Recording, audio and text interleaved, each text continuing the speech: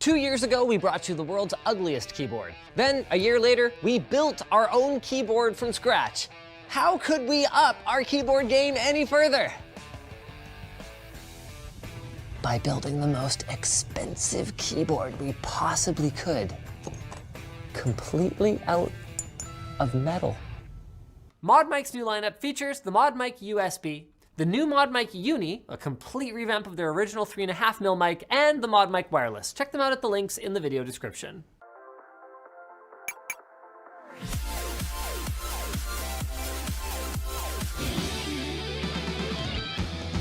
What we're doing today is quite similar to our last keyboard build, except for one key difference. As far as we can tell, no one has ever built an all-metal keyboard.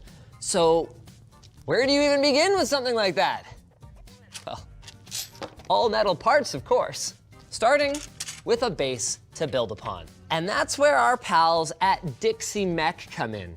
They sent over one of the first prototypes of their new Bauer keyboard chassis with a custom, battle-stressed Cerakote paint job.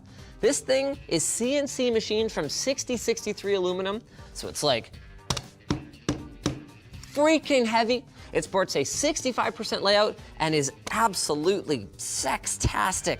Other than one small omission, the Windows key. What gives? Those are for boomers.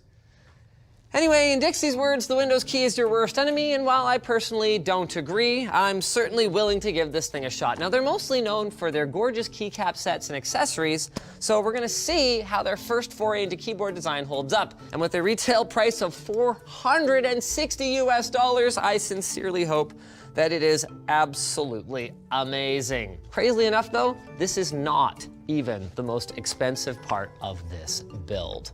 It's about time we address these.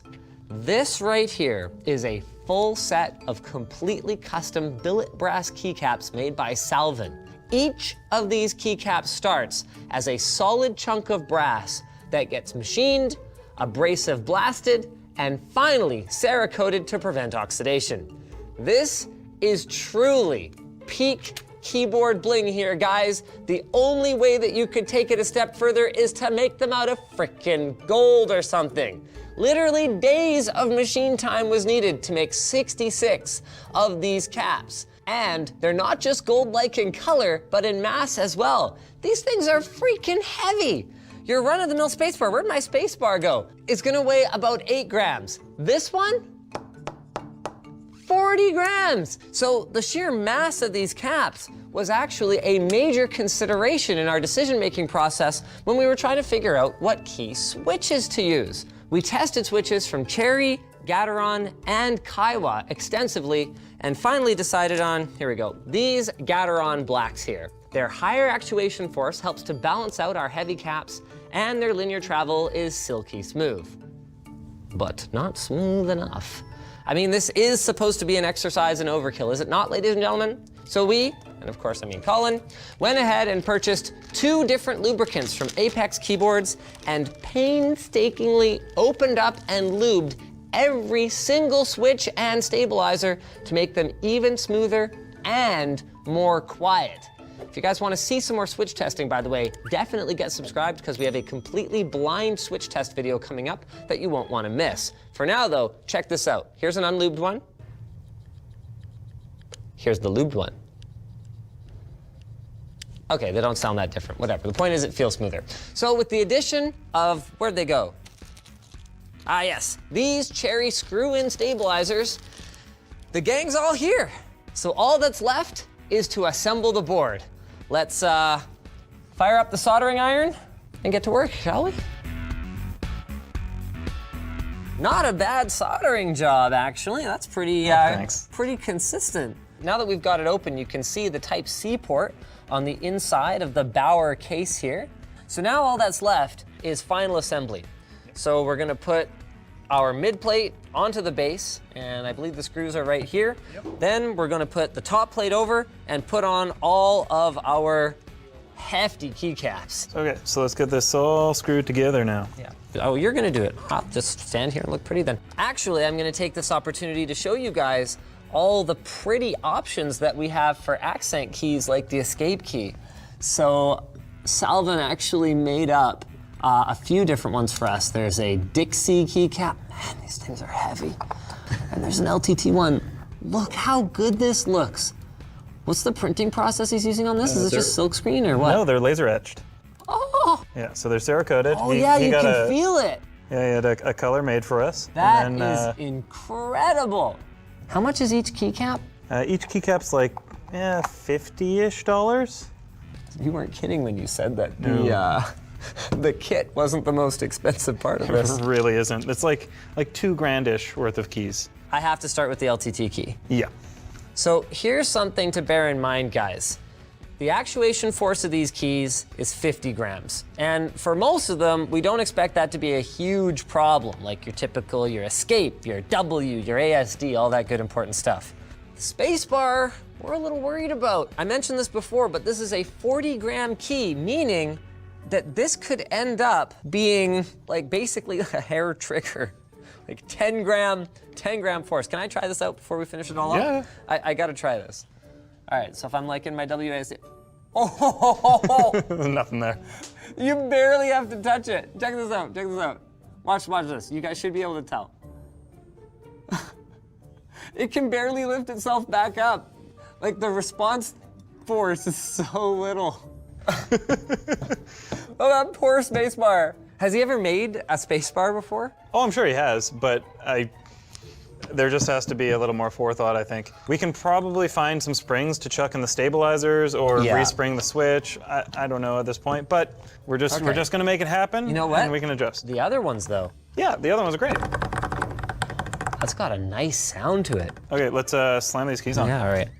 I mean, given that they're not labeled, it doesn't really matter what order they go on, Oh, but it something does. to bear in mind is that they're actually different heights. So getting them at least in the right row is very, very important because the keyboard itself is angled a bit, but a lot of the angling that gives you that comfortable typing posture comes actually from the heights of the keys themselves. The tolerances on these things are... It's actually because of how he fixtures it. So if you look inside the key, you'll see there's threads, and then it gets slotted, or I don't know if it's slotted beforehand, but it gets screwed down to a fixture and held, and that's how he machines it. Right. Yeah, so So it these just are... means they grab onto the stems like that. Yeah, there's a little bit of a serration. So these are Cherry Row 2. So Cherry Row 1, 2, 3, 4, Cute. 5. Like, I'm not even the biggest keyboard nerd by any stretch. But Is Luke here today? We should show him. I mean, we'd have to clean it after. We can just put it in the oven. You mean the dishwasher? Oh, no. The oven? Yeah, like when they pregnant? sterilize things in the oven. Oh, I see. Sterilization? Nope. There's I a don't know word that for Luke it. would be into that. No. I mean, he doesn't want kids, so. I mean that's more your thing. He got him. Oh, it's starting to come together. This gets me excited. Now, one thing that's interesting is, again, probably because of those serrations, they're actually kind of hard to push on. I thought we might have screwed this one up and put the wrong row on, but no, you just really got to give it to him to put them on. And I mean, for the record, the keys do work. There's another C4, and I need one more C3. Am I out? Nope, I got it. Boom. How much does this thing weigh? Like, you could kill a man with this. Okay, Linus, you want to give it away? Really? I'll give it away. I was gonna say, I thought we had to send the keycaps No, back. the keycaps are going back. I mean, literally weigh it. Okay, hold on. We have to guess first. Do we need to like write it down? I'm not, yeah. We gotta write it down. We gotta write it down. You got a Sharpie. All right. Okay. What'd you say? 3,100 grams. 3,100 grams. I said 2 kilos. Okay. All right.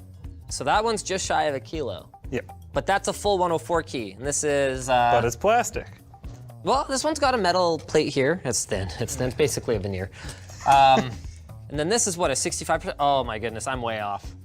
I think, you know what? I'm standing by it. Oh, We both went over. way over. It's got to be just the density. Because it feels like picking it up, like hold these two and tell me that doesn't feel like Ooh. 3 times the weight. No, it's the density. It feels harder. It's like Yeah. rigid, right? Like this, I mean, it's This is okay keyboard an or okay whatever, keyboard, but like don't get me wrong, but like this is like oomph. Have you tried typing? Oh no, this is the first time it's been fully Yeah. assembled, is it? Oh, okay, cool. Do you want to like a typing test? Yeah, sure, hit me with that.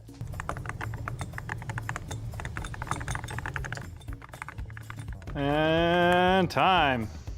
99 words per minute. Okay, right off the bat, what do you think? I'm not a huge fan of the textured home row. I was actually having kind of a hard time finding my way back to it, so I would definitely do a different style of home row. The space bar actually didn't bother me as much as I thought. I did find the slightly rougher texture of the keys was a little harder to glide across. I might do like slightly more rounded corners, actually. Yeah. Yeah. You can put a nice like fillet around the edge. I have never liked a linear key switch keyboard this much. It took like 3 It's hours. like typing on a cloud. I really like the switches. I spent a lot of time trying to decide what switches I wanted to run. And the blacks were not only suggested in the testing with those key switch testers, Did you put O-rings on it, or is it just a soft no landing O-rings, as part of the nature of that just switch? like properly lubricated. Like the sound. It's clacky, but not like, annoying. Like a little. Yeah. Yeah. It's still better than blues. Oh, way better. Well, yeah, it's not obnoxious at all. And I like thought that. the keys would be really cold, but they've warmed up. Oh yeah, no, it's surprisingly not, because the thing too is that like the heat sensation in the very tips of your fingers where you've got calluses, it's not as much. Like if I put the inside of my wrist, it's cold. Yeah. But if I put my fingertips on it, it's fine. No big deal. Not that I'm trying to convince you guys to run out and buy one of these all metal edition keyboards. So the total bill for this would be somewhere in the neighborhood of around $2,500 to $3,000 US. Yeah, around there. Probably closer to 2,500. This is it, guys. This is Peak Keyboard. I'm glad to have experienced it, but I understand why I have to send the parts back because I think no man is truly worthy to own such a keyboard as this one. We are not worthy. But we are worthy of this segue to our